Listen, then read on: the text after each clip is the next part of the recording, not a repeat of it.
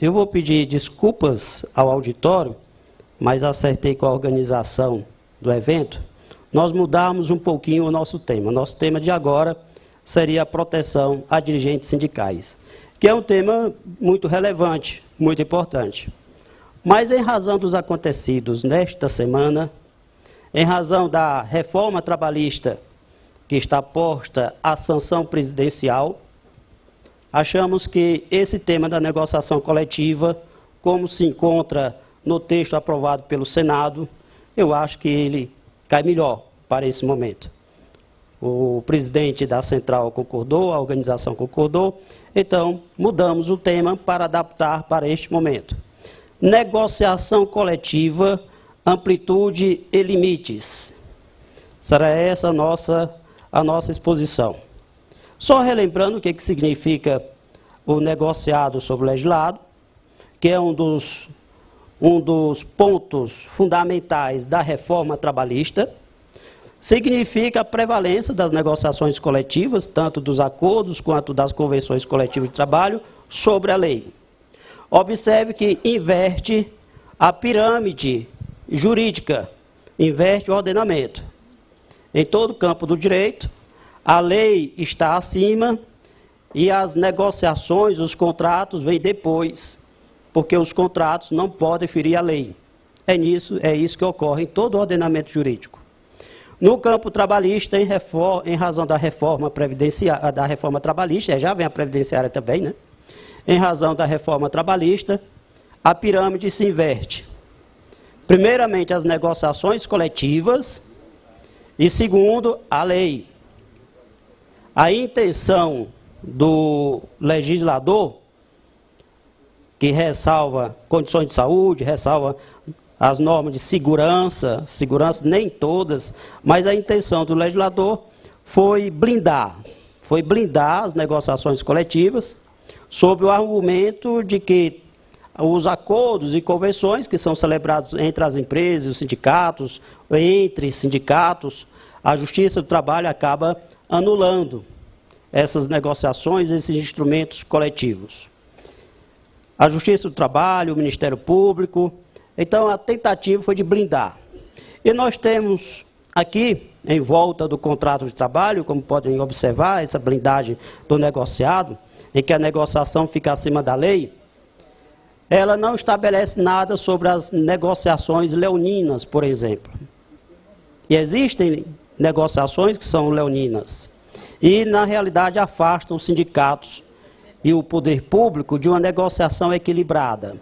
Porque os sindicatos já estão desestruturados, agora tem mais um baque, né, no custeio sindical. Ainda estamos em dúvida como é que vai ficar a manutenção das entidades sindicais. É certo que existe tanto entidade sindical muito séria, sabemos disso, e existem pessoas que se aproveitam das entidades sindicais. Tem ambas as realidades. Essas realidades ocorrem também em todos os campos do direito. Assim como tem juiz que é muito sério, tem juiz que não é, tem as autoridades públicas, o poder público, o senador, o deputado, tem, e no meio sindical também. Existem as diretorias muito sérias e existem diretorias que se aproveitam da entidade sindical. Mas o certo é que as entidades sindicais se encontram, sim, fragilizadas. Estamos passando por uma crise de representatividade das entidades sindicais, o índice de filiação ainda é pouco, ainda é baixo, uma credibilidade tem contaminado, tem sido uma tônica, a falta de credibilidade, tem havido um distanciamento entre as entidades sindicais e a sociedade acabou fazendo uma imagem muito pejorativa das entidades sindicais. Isso tudo reflete numa mesa de negociação. Isso tudo reflete na força que a entidade sindical tem para realizar suas assembleias, convocar os trabalhadores e sair junto para uma negociação coletiva. As entidades sindicais, talvez até em razão da pulverização sindical, e veja que a Constituição estabeleceu a unicidade, mas não foi suficiente para criar uma unidade dentro do movimento sindical. A unicidade não conseguiu trazer unidade. De forma que nós temos hoje uma pulverização sindical muito grande e uma briga muito grande dentro das próprias entidades sindicais. No momento em que existe essa briga, existe também um enfraquecimento do movimento sindical. Quarta-feira passada, promovemos lá no estado do Ceará um workshop para discutirmos a lei das gorjetas. É uma lei que entrou em vigor em maio, dia 13 de maio deste ano, e até agora ainda não está sendo aplicada. Promovemos um evento, chamamos as entidades de empregados, entidades empregadores, o poder público, que é a Justiça do Trabalho, o próprio Ministério Público, do qual eu faço parte, e o Ministério do Trabalho, a SRT. Na hora de tirar os consensos, a classe empresarial, a categoria empresarial, vai toda fechadinha. O Ministério Público, com os outros poderes, também teve consenso, foi todo fechado para as propostas. Quando chega a hora dos trabalhadores, eles entram divididos na mesa. E aí, divididos, não conseguem nem sequer tirar uma proposta. Começou logo um debate interno entre eles, resultado. A classe trabalhadora vai dividida. E não foi possível extrairmos consenso que realmente valesse a pena. E essa discussão, essa briga, esse dissenso, ocorre em vários âmbitos. A reforma trabalhista, ela está ressuscitando uma escola chamada Escola da Exegese. Os colegas que estão no auditório, que são advogados, devem se lembrar dessa escola. Ela é a Escola da Exegese, escola com S, não é escola, é a escola. A Escola da Exegese. Foi uma escola que primava pela interpretação literal da lei. Napoleão, quando editou o seu Código Civil, 1804, ele proibiu os juízes de fazer a interpretação da lei. Ele dizia, e ainda previa uma punição aos juízes que fizessem uma interpretação além do que a lei tivesse escrito. Era uma interpretação literal, uma interpretação restritiva. Essa corrente foi chamada também de codicismo, porque havia uma restrição ao Código Napoleônico. Então era proibida qualquer interpretação extensiva, ampliativa. O que aconteceu como resultado desse fenômeno? Foi a época em que mais se desenvolveram os estudos sobre interpretação, justamente como uma reação. E vejam bem que a própria norma que proibia a interpretação ampliativa, ela também passa por um processo de interpretação. Porque ela é uma sobrenorma, nós chamamos de uma sobrenorma. A própria sobrenorma, que cria obrigações para o código, ela também merecia interpretação. E nós tivemos um avanço muito grande nas interpretações, ou nos critérios, nos estudos sobre hermenêutica jurídica, a partir de então. A reforma trabalhista está resgatando o codicismo ou a escola exegética. Ela está dando uma interpretação ao direito do trabalho, proibindo que os juízes façam uma interpretação extensiva. Em vários dispositivos nós percebemos isso. Eu transcrevi aí, e se encontra na projeção, não é? Se encontra na projeção, a transcrição do artigo 8º. É importante, já que nesse momento a reforma já passou. Meus amigos, a reforma já passou. Falta só a sanção presidencial que vai sair. Então não é mais horas, a doutora Zilmara ali chegou, né? Estou corroborando as palavras da doutora Zilmara, não é mais hora de ficar chorando pela reforma, já passou. A hora agora é de estudar o que é a reforma e partir para frente. E partir para frente. O que nós temos? A aplicação da reforma trabalhista, ela passa necessariamente pela interpretação de cada artigo, de cada dispositivo. Eu acho que, nos últimos anos, o direito do trabalho nunca precisou tanto dos seus hermeneutas quanto agora. É preciso que a interpretação jurídica, não vou colocar se debruce, Alessandro, mas cuide, né, desse processo, né, normativo. E verifique desde a forma como a lei surgiu, o propósito da lei, como é que a lei se encaixa no todo. Nós vemos um artigo trazido pela reforma trabalhista e às vezes esquecemos de pegar aquele artigo e inserir no local apropriado. Um artigo a criação de um parágrafo trazido por uma lei. Quando nós inserimos lá dentro, logo abaixo do caput, às vezes este parágrafo ele toma um outro sentido, uma outra conotação. Então é preciso agora fazer essa regimentação e colocar os miolos para funcionarem. As entidades sindicais, fica a sugestão para que chamem os seus advogados e comece a exigir dos advogados, pedir dos advogados que passem a estudar mais a reforma trabalhista e também a serem mais criativos nas peças jurídicas. Aquele arrozinho, aquele feijãozinho com arroz da reclamação trabalhista, vai lá, não sei o quê, pede hora extra, sabe? Eu sempre questionei esse beabá básico dos advogados trabalhistas, de entidades sindicais, porque tem que dar um salto, tem que partir para as ações coletivas, as ações civis públicas. Aquelas açõezinhas, reclamaçõezinhas individuais não deve ser o principal das entidades sindicais. Elas devem dar um salto para as ações realmente coletivas e pedir mais reparação por danos também. Tem muita coisa a se pesquisar e a se descobrir sobre danos morais.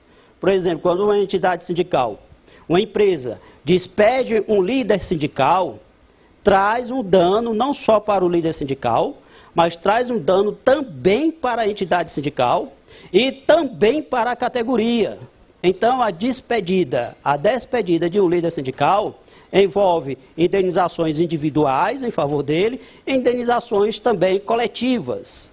Então, por reparação, por danos morais coletivos. Então, tem que partir para essa demanda. Vejam que o capital não está de brincadeira. Estava conversando com o Neto, dizendo que esse pessoal não brinca em serviço.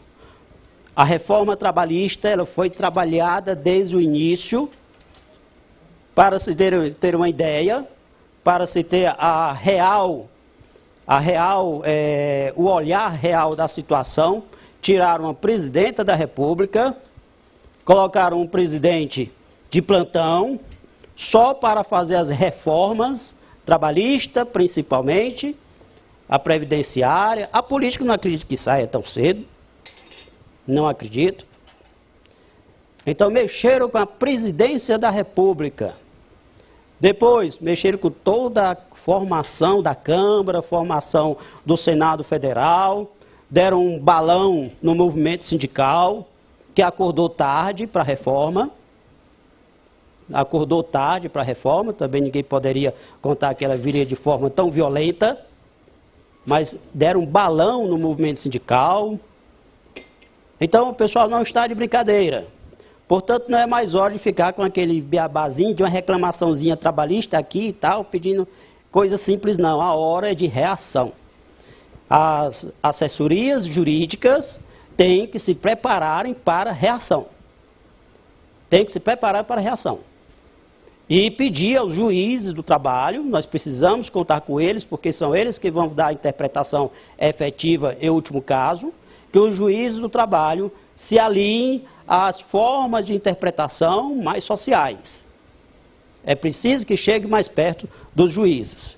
O artigo 8º da CLT diz assim: as autoridades administrativas e Justiça do Trabalho, a Justiça do Trabalho, na falta de disposições legais ou contratuais, decidirão, conforme o caso, pela jurisprudência, por analogia, por equidade e outros princípios e normas gerais de direito, principalmente do direito do trabalho, e ainda de acordo com os usos e costumes do direito comparado, mas sempre de maneira que nenhum interesse de classe ou particular prevaleça sobre o interesse público. Notem bem de que os princípios, esse artigo não foi mexido. Aqui é o caput do artigo 8º, ele não foi alterado, ele continua escrito do jeito que se encontra aí na tela, aí na projeção. Então, os princípios do direito do trabalho continuam vigorando. Princípio da proteção do hipossuficiente, da proibição da alteração em péjos, da alteração unilateral do contrato que possa prejudicar o trabalhador. Os princípios trabalhistas continuam vigorando, estão esculpidos no artigo 8º. Direito comparado, normas da OIT. tem um documento da OIT que eu vejo pouca gente mexer nesse documento. E é um documento fundamental para o direito sindical, que é a recopilação das decisões do Comitê de Liberdade Sindical. É como se fosse, traduzindo aqui em miúdos para os senhores e as senhoras, esse documento é como se fosse o caderno de súmulas. Assim como nós temos as súmulas do Tribunal Superior do Trabalho, as súmulas do Supremo Tribunal Federal, as súmulas dos tribunais regionais, tem também o caderno de decisões do Comitê de Liberdade Sindical.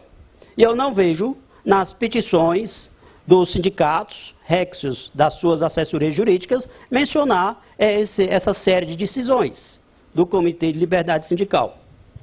Muito bem.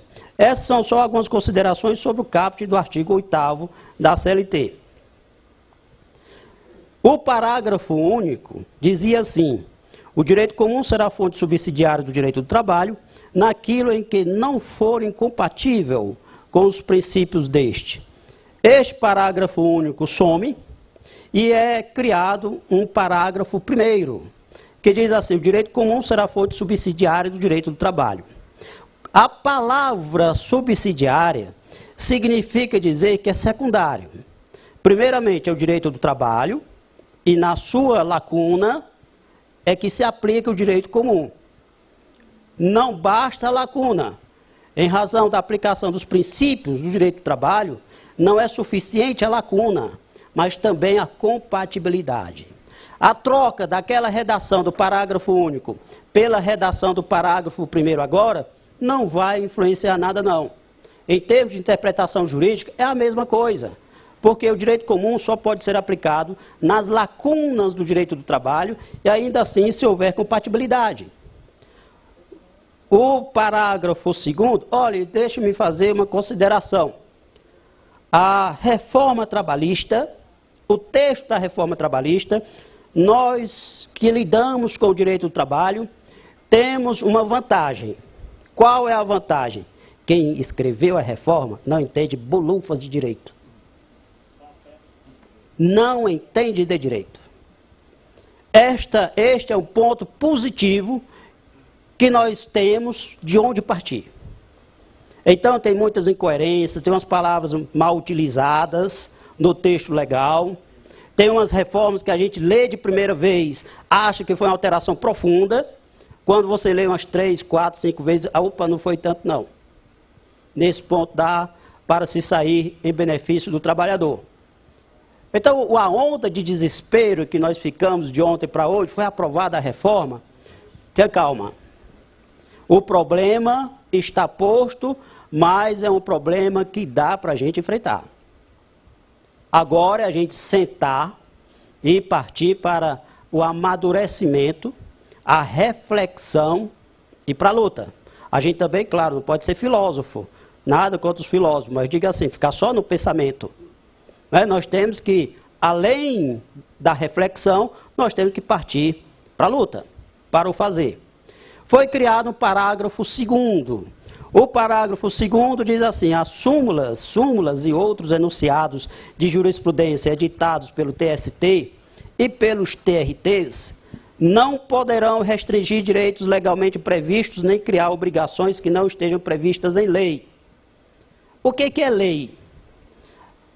A lei aqui é lei de distrito, aquela lei que vem do Congresso Nacional, ou vale também as portarias, as resoluções, a Constituição?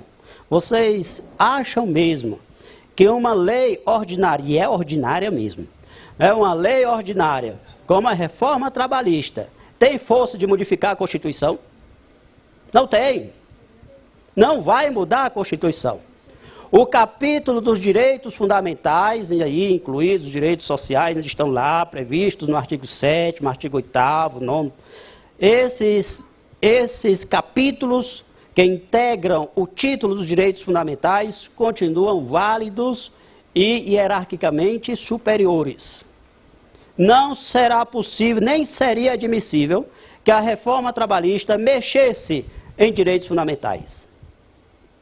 Então, são cláusulas pétreas, Nem o Constituinte nem o Constituinte, porque o artigo 60, parágrafo 4º, inciso 4º da Constituição, diz que os direitos fundamentais não podem nem sequer ser objeto de proposta de emenda constitucional que vise a reduzi-los ou a extingui-los. Nem sequer proposta de emenda constitucional, quanto mais a lei ordinária. Então, já temos dois pressupostos de luta. Nós temos a má redação do legislador e temos a hierarquia que ainda permanece mesmo com a reforma trabalhista. Além deste parágrafo 2º, e eu vou voltar aqui um pouquinho, que proíbe o Tribunal Superior e os tribunais regionais de decidirem, de criarem direitos além da lei, aqui não está sendo específico se é no plano do direito individual ou do direito coletivo. Como está na parte geral da CLT, que é o artigo 8º, então se aplica tanto ao plano individual quanto ao plano coletivo. Criou-se também um parágrafo 3º. O parágrafo 3º diz assim: no exame de convenção coletiva ou acordo coletivo de trabalho, a Justiça do Trabalho analisará exclusivamente a conformidade dos elementos essenciais do negócio jurídico respeitado o disposto no artigo 104 do Código Civil e balizará a sua atuação pelo princípio da intervenção mínima na autonomia da vontade privada. Aqui sim, aqui é um parágrafo feito para o direito coletivo do trabalho.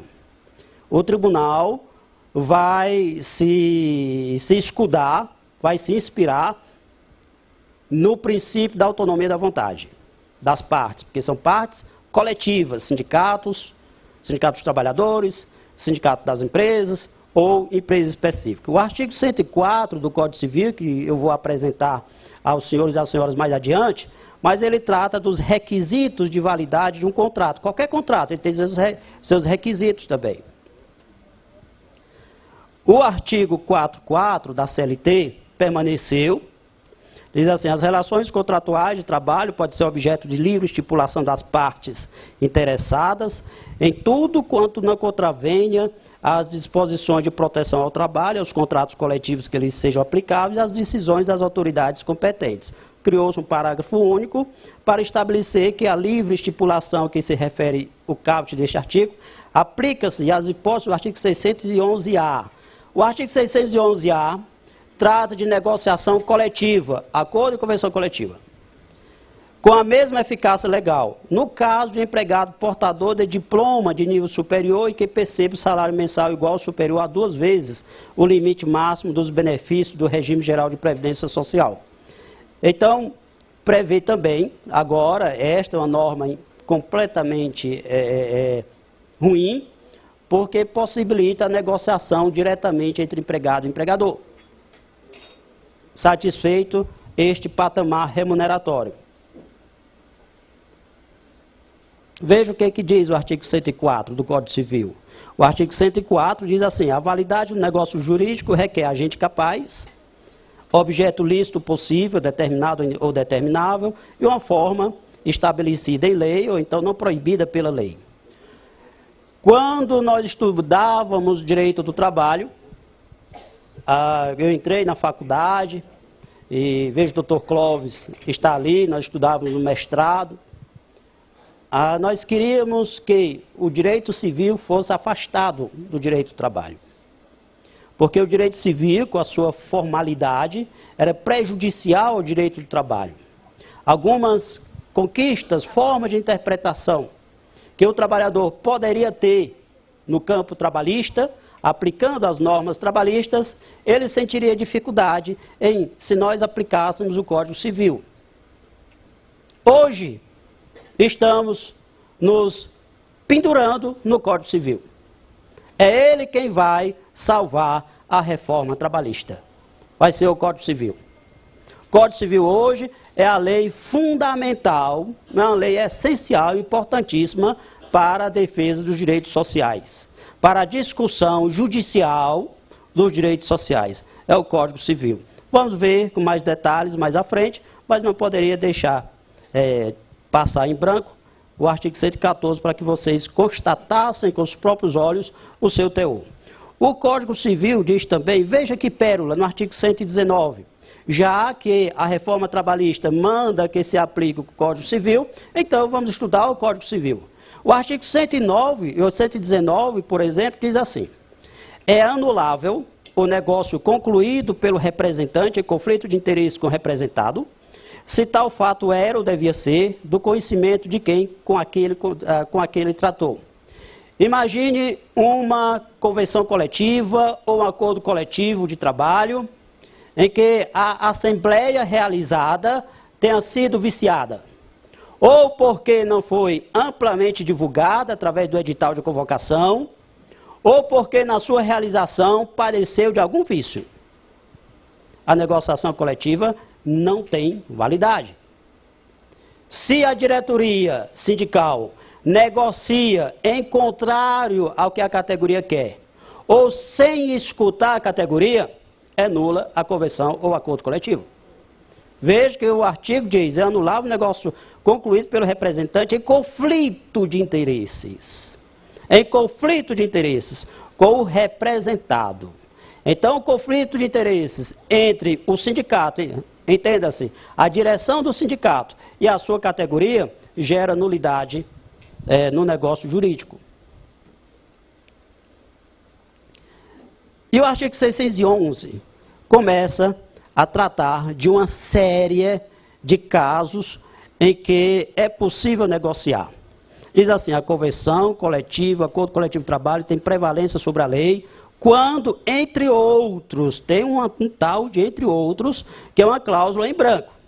Entre outros, dispuseram sobre. Aí vem pacto quanto à jornada de trabalho, observar limites constitucionais, então 8 horas por dia, 44 horas por semana, banco de horas individual, não é? Manter, veja, depende de negociação coletiva, intervalo intrajornada, adesão ao programa seguro-desemprego.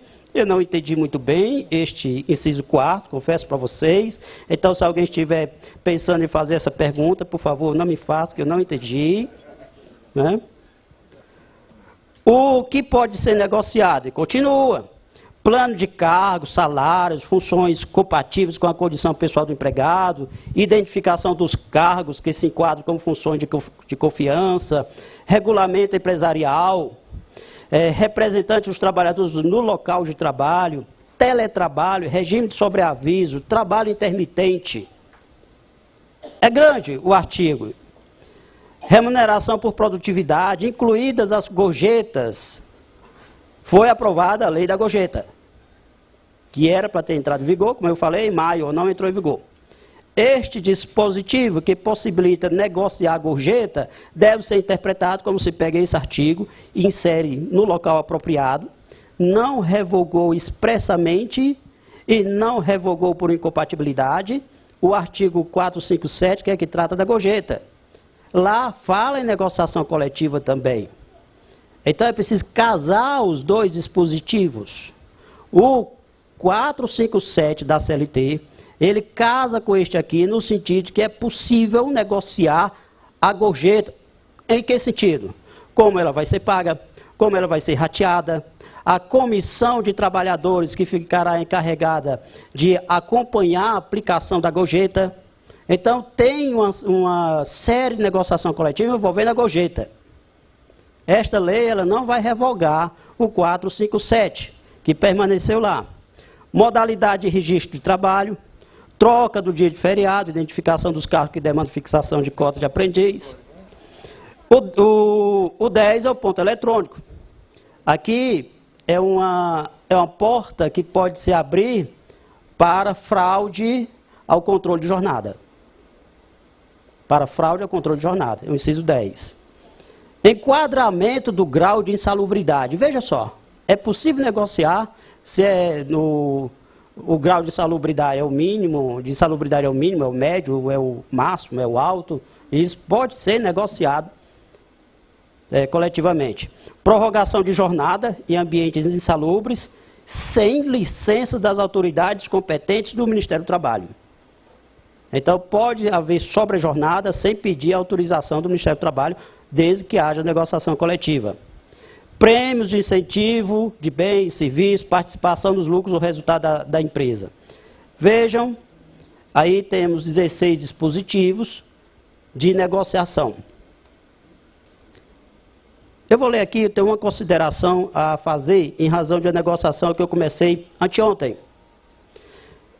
E ao lado do artigo, logo abaixo do artigo 111, dando sequência ao mesmo dispositivo, a reforma insere vários parágrafos e insiste no critério de interpretação e no papel que a Justiça do Trabalho terá nas negociações coletivas. Diz assim: no exame da convenção coletiva ou do acordo coletivo de trabalho, a Justiça do Trabalho observará o disposto no parágrafo 3º do artigo 8º. Foi aquele parágrafo que eu li, em que se busca a restrição do trabalho do TST. Dissídio coletivo. Hoje em dia, com essa negociação coletiva, em que o negociado prevalecerá sobre o legislado, ainda é negócio e a Justiça do Trabalho em dissídio coletivo? Eu vou colocar como princípio, sabendo que cada situação é cada situação. Mas a Justiça do Trabalho, no plano de dissídios coletivos, fujam. Justiça do Trabalho não tem uma sensibilidade social aguçada, principalmente em benefício de trabalhador, e agora ficou mais difícil com esses dois dispositivos trazidos pela reforma trabalhista. Justiça do Trabalho é muito limitada. É muito limitada. Tem os poderes limitados. E também falta uma sensibilidade maior dos tribunais do trabalho com as questões coletivas. Então, a não ser que tenha algumas razões políticas, às vezes o sindicato prefere perder na Justiça do Trabalho do que perder na mesa de negociação, aí é uma situação excepcional, a entidade sindical é que vai averiguar. Mas, em princípio, não levem dissídio coletivo, não levem questões, conflitos coletivos à Justiça do Trabalho. Não levem. E principalmente nessa onda de criminalização de entidade sindical, multas elevadas. Eu nunca vi uma empresa receber uma multa. Imagina a maior empresa que tem aqui do Brasil, um grupo econômico grande, forte. Eu nunca vi, até se ela explorar trabalho escravo, que é a situação mais horrenda do ser humano no regime de liberdades, eu nunca vi a Justiça do Trabalho condenar a empresa a pagar multa de R$50 mil por dia. O argumento, não, vai fechar a empresa, não pode. Mas contra o movimento sindical tem. Tem multa de R$50 por dia. Eu já vi multa de R$50 mil por hora. Por hora. Multa de R$100 mil por dia tem. Então, quando é contra a empresa, se preocupa em fechar a empresa. Não, vai fechar a empresa, gera problemas e tal. Mas quando é contra as entidades sindicais, não é, o raciocínio não é feito da mesma maneira. Então, tem sim uma má compreensão do fenômeno coletivo sindical, mesmo na Justiça do Trabalho. Isto não é privilégio só da Justiça Comum, é da Justiça do Trabalho, dos tribunais superiores. O Supremo, então, não vou falar não, que aí vocês já conhecem mais do que eu. Não é? O parágrafo 2º fala da inexistência expressa. A inexistência de expressa indicação de contrapartidas recíprocas em convenção coletiva ou acordo coletivo de trabalho não ensejará sua nulidade, por não caracterizar um vício do negócio jurídico. Aí não quero compará-los mal, né? O legislador, ok? Então o legislador está protegendo a empresa. Os acordos leoninos, lembra que eu disse que não tinha nada falando do acordo leonino? Pois aqui está isentando as contrapartidas. O parágrafo 3º diz, sendo pactuada a cláusula que reduz o salário ou a jornada, olhe só, reduzir salário ou a jornada. A convenção coletiva ou o acordo coletivo de trabalho deverão prever a proteção dos empregados contra dispensa imotivada durante o prazo de vigência do instrumento coletivo. Soa assim muito bonito, mas é preciso se puxar para a aplicação desse dispositivo. Saí do Ceará, e nessa semana passada, uma empresa despediu 614 empregados de uma vez só, sem nenhuma negociação coletiva. Sem nenhuma negociação coletiva. O Ministério Público é acionado, a ajuização, lá nós conseguimos uma vitória excepcional, foi de uma outra colega, não foi minha ação. O colega conseguiu a reintegração de todos os 614 trabalhadores. E aí a empresa vem dizer, mas nós não temos condições de absorver. Mas o mínimo que você poderia fazer seria sentar com o sindicato para negociar. O que custa sentar para negociar? Se nós estamos com a legislação na iminência de ser sancionada, que prevê negociação coletiva, a cultura das empresas também precisa mudar. Precisam aprender a sentar para negociar. E não é sentar só para sentar, eu sentei, tchau, vou embora. Não, tem que sentar de modo sério, com proposta, ouvir contrapropostas, tem que negociar. Nós precisamos ter muito cuidado com essas negociações, porque agora mesmo, de ontem para hoje, o que eu tenho ouvido falar de imprensa, uma das maiores negociações que foi feita agora com o Senado Federal, feito com a Câmara dos Deputados, com o Presidente da República, de que haveria uma medida provisória para atenuar os efeitos da reforma trabalhista. Aí agora a Câmara, o presidente da Câmara já disse que não vai honrar o acordo. A maior negociação coletiva em pleno bojo de reforma trabalhista. E aí já começamos com a negociação coletiva que fora feita de má fé. É má fé. Novamente tripudiaram a boa fé da sociedade. Se não ocorrer, a medida provisória que foi negociada será má fé. E se porventura, não reconhecer essa medida provisória que venha a ser editada, também significará má fé. Como é que nós vamos falar de livre negociação coletiva se o próprio Estado já começa a atuar desta maneira? Em pleno bojo da reforma. Ontem, quando eu estava no Ceará, nós começamos uma negociação coletiva. E na negociação coletiva, muitas das cláusulas eram repetição da lei. E eu, de início, disse, olha, vamos enxugar essa negociação coletiva, tinham quase 100 cláusulas. E o sindicalista disse, doutor, é porque os RHs conhecem a negociação coletiva, conhecem o acordo, conhecem a convenção e não conhecem a lei. Se você colocar uma CLT, os RHs não conhecem. Mas se você colocar a convenção coletiva, os RHs conhecem e vão aplicar a convenção. E eu lembrei, e tem um outro fator. Se a convenção hoje prevalece sobre a lei, então é copiar a CLT e colocar lá. É o Ctrl+C, Ctrl+V. É copiar a CLT e jogar lá. A fim de que a lei tenha a sua efetividade. Lamentavelmente. Lamentavelmente. Ou então, pelo menos, um dispositivo genérico que diga assim, aplicam-se a todas as disposições da CLT, especialmente os artigos tais e tais. Eu vou pular isso aqui. Meu presidente, como é que eu estou de tempo?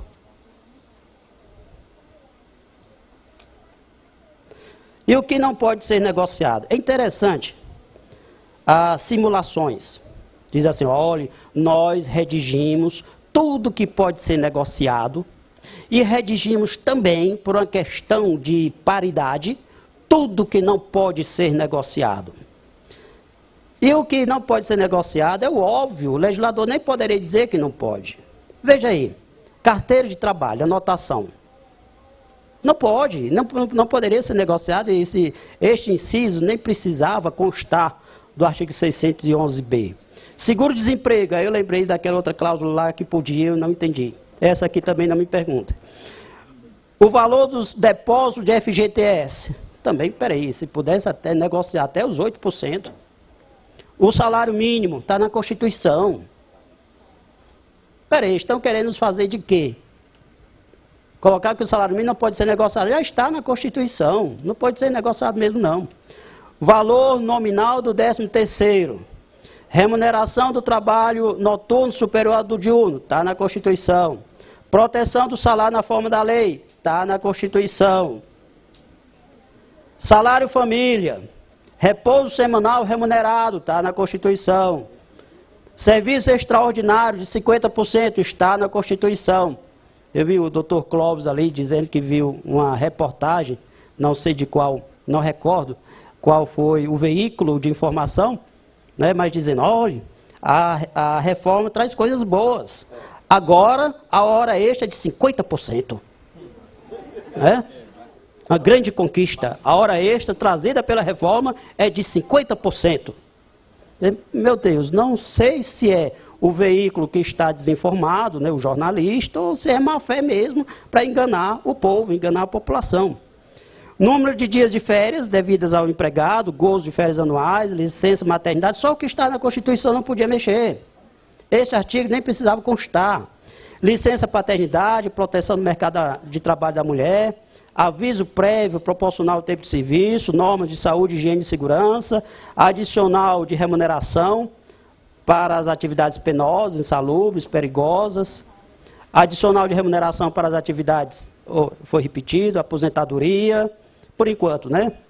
Seguro contra acidente de trabalho, a cargo do empregador, direito de ação, proibição de qualquer discriminação no tocante a salário, proibição de trabalho noturno, perigoso ou insalubre a menores de 18 anos, medidas de proteção legal a crianças e adolescentes, igualdade de direitos entre o trabalhador com vínculo empregatício permanente e o trabalhador avulso, liberdade de associação profissional ou sindical do trabalhador, inclusive o direito de não sofrer, sem sua expressa e prévia anuência, qualquer cobrança ou desconto salarial estabelecido em convenção coletiva ou acordo coletivo de trabalho. Essa é a liberdade. Não é?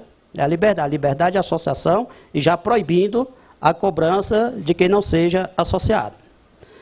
Direito de greve, competindo aos trabalhadores, e repetiu a Constituição.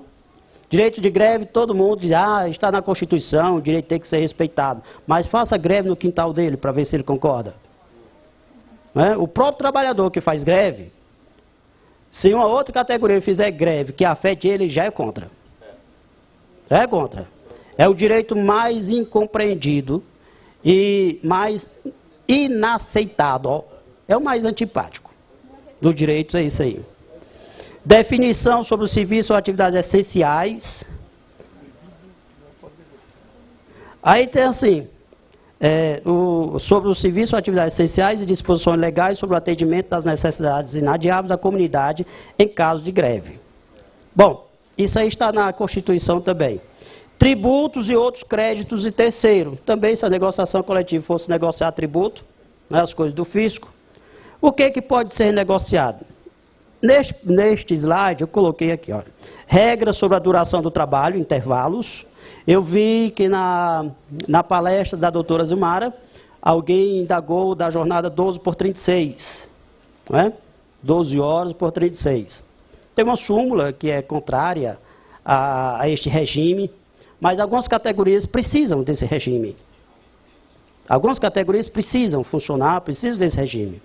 Em algumas categorias, os próprios trabalhadores querem, as empresas querem, não é? Todo mundo quer, menos o judiciário. Menos o judiciário. Em algumas situações, a jornada 12 por 36 se justifica. O 614 diz que não será permitido estipular a duração de convenção coletiva por mais de 2 anos. O 620 diz que as condições previstas em acordo coletivo vão prevalecer sempre sobre as convenções.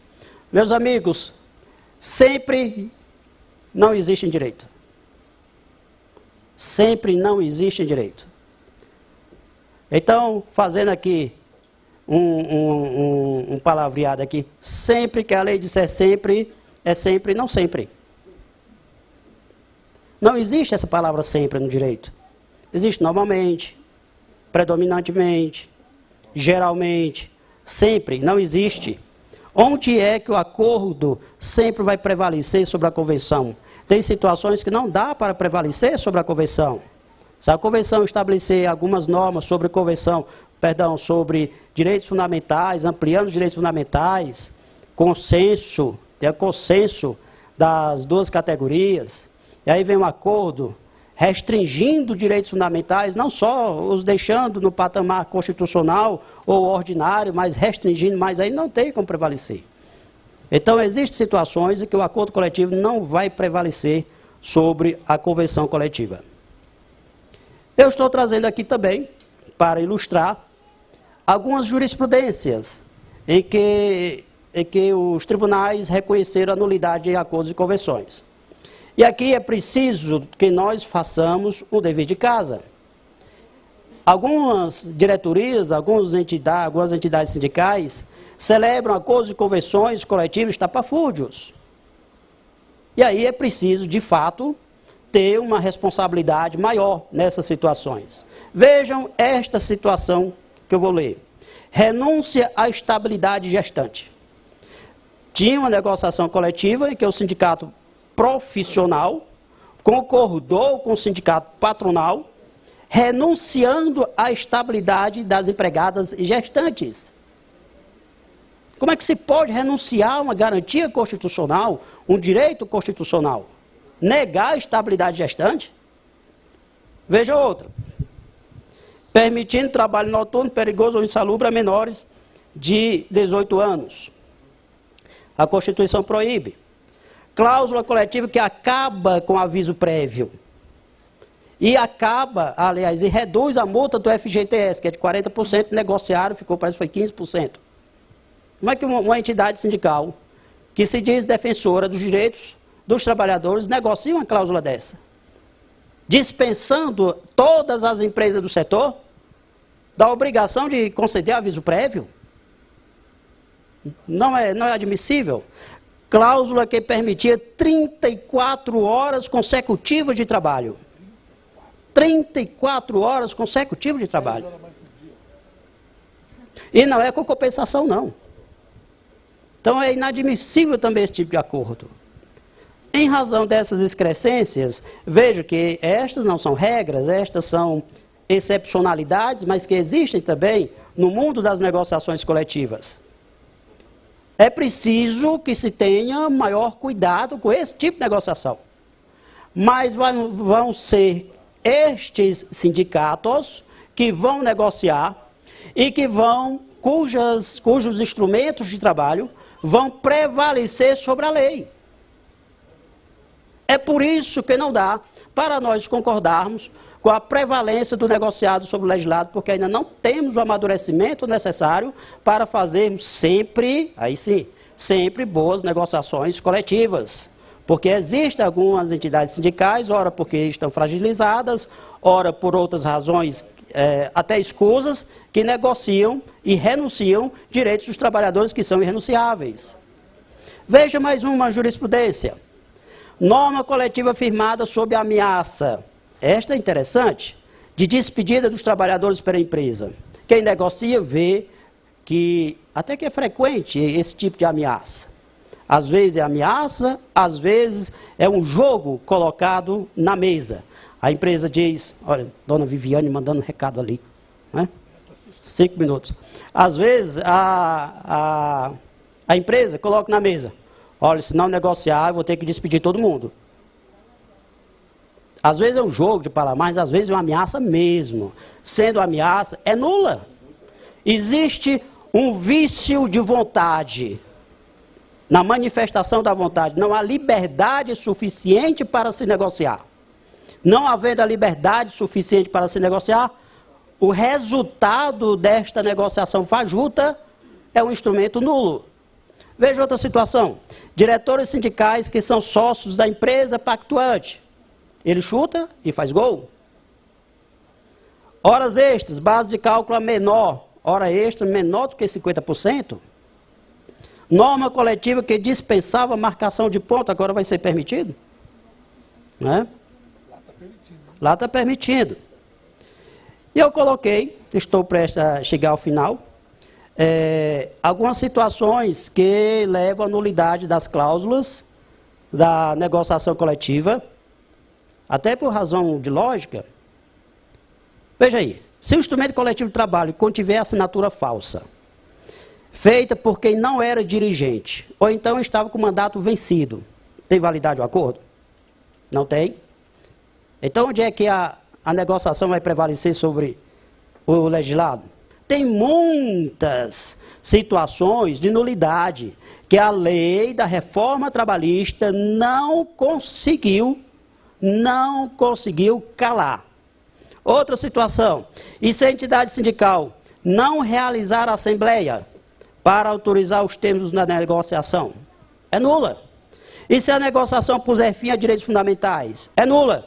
A renúncia a direitos fundamentais seria permitida no direito do trabalho? Não é permitida em ramo nenhum, não é permitido no direito civil, não é permitido no direito penal, não é permitido no direito administrativo, vai permitir justamente no direito do trabalho? Não, não pode.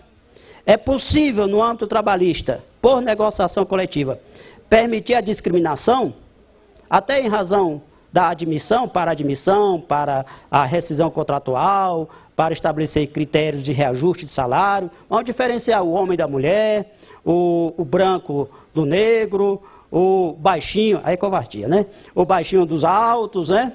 É possível? Não é possível, é inadmissível haver essa forma de discriminação. E eu, particularmente, defendo a igualdade até o fundo da minha alma, sobretudo com esta observação que eu acabei de fazer.